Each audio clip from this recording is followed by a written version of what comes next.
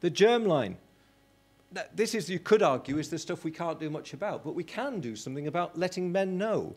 And there's a real issue about men's knowledge of cancer and the lifetime risk because of hereditary factors. There was a very interesting study by Moynihan that looked at men's awareness of their relatives' cancer. And when it was started to examine it, they hadn't been told, or they didn't know it was important. And so by telling them, perhaps they can be more vigilant, more aware.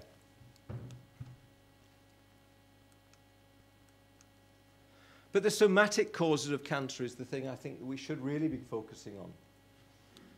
A third of all risk attributable deaths, in fact, some people argue nearly a fifth of all risk attributable deaths, are from smoking, alcohol use, low fruit and vegetable intake, overweight and obesity, physical inactivity, and urban air pollution.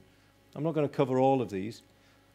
Well, and another unsafe sex, indoor smoking, etc. This was from the World Health Organization today. But smoking, we can.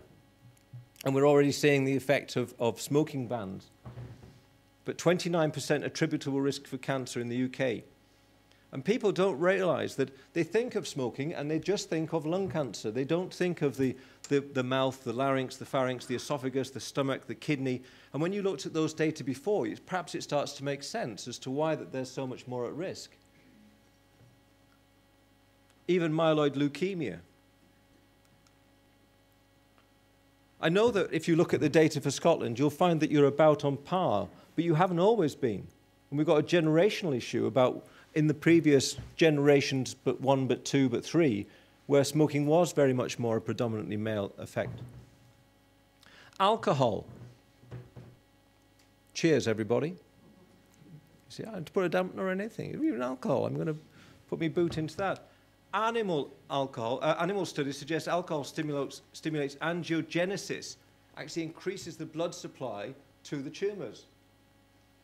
Ethanol converts to toxic, mutagenic, and carcinogenic acetaldehyde, affecting the DNA. So the alcohol message that's going out there, is it actually saying that actually, men, you are at increased risk of cancer? We get half a message, we don't get the full one. Perhaps the cancer message may have a stronger impact, like we're finding with cancer with girls and diet, when they realize how many calories are in it. We have to think of messages to get people to change their behavior. And in Scotland, you know where you are in relation to men and alcohol. This is alcohol-related admissions. This is males. This is females. Diet. Dietary fibre has a strong protective effect. But are we getting the message across in terms of the diet for men? Men tend to have a diet which is very low in fruit and fibre. And if you look at this, the proportion of men who consume 5 portions of fruit and veg in Scotland are lower than women. Not a lot, but lower.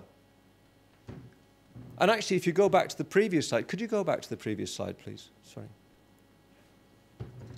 How are we getting the message across to boys? When actually, boys aren't socialized to think about food. They're not socialized to think about the content of food. Brendan Goff's great study, Food's a Female Issue, the cynicism of health messages, associated with hassle and self-denial. Boys less likely to eat healthily, men more likely to exercise than diet.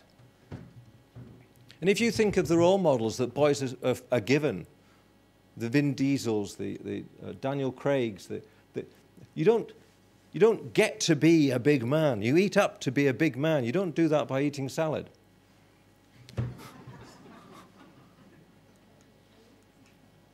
And that brings us on to obesity. Now, I say to people, does it matter that you're overweight? And first of all, a lot of men don't recognize themselves as being overweight. But when you start to point it out to them, they say, well, yeah, I am a bit overweight, perhaps. He's a guy, well. And you say, well, what does it matter? Does it matter that you're overweight? And they say, well, I suppose I can't walk as fast, and I suppose the heart is having to work a bit quicker. But they don't know the impact that it has on them generally. They don't know that it causes an increased risk of esophageal cancer. The hyperinsulinemia is linked to colon cancer, even a risk of prostate cancer. They don't know it can increase the risk of gallbladder cancer, pancreatic cancer, kidney cancer, and obese men with prostate cancer are 27% more likely to die. They don't know that the kind of fat that we have, men put their weight on around their middle. And that visceral fat is very different from the inert fat that tends to go around women's hips and thighs. That visceral fat has a whole bag of nasties that's produced from it. And that has a whole nasty effect. The metabolic syndrome, increased risk of hypertension, hyperlipidemia, high blood diabetes, the fat-related cancer, erectile dysfunction. And yet when you go and look at weight loss groups, you'll find that the majority of them are with women. You find very few weight loss classes that have men in any numbers.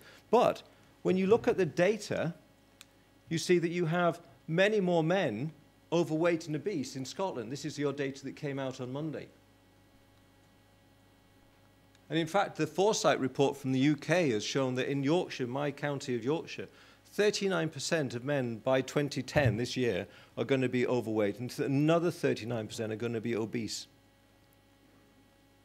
And that's a terrible weight problem, terrible weight problem. And look at the children, 36% of boys, 26.9% of girls are in the overweight and obese category. And the cancer link to that, I think, is one thing that hasn't been pushed. Socioeconomic circumstances. This is social class 1, social class 5.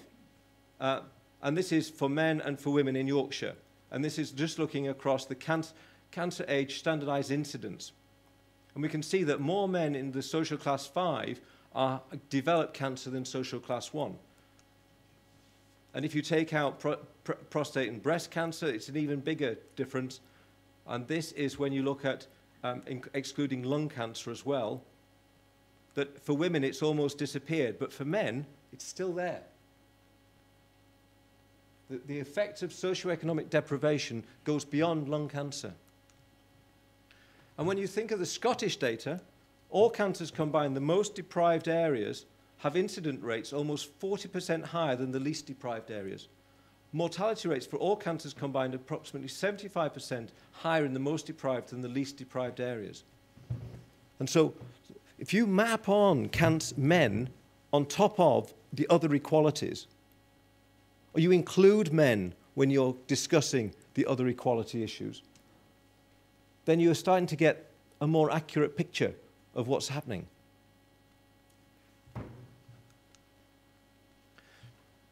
There is a difference for women and for men for cancer, and the Eurocare 4 data has shown that there are significant female advantages for cancer of the head and neck, esophagus, stomach, pancreas, salivary glands, colon, rectum, a whole plethora of cancers where women do better. They survive better. The only disadvantage was for biliary tract, leukemia, and bladder. Ironically, men still die at a greater number, even though women have a less high survival advantage.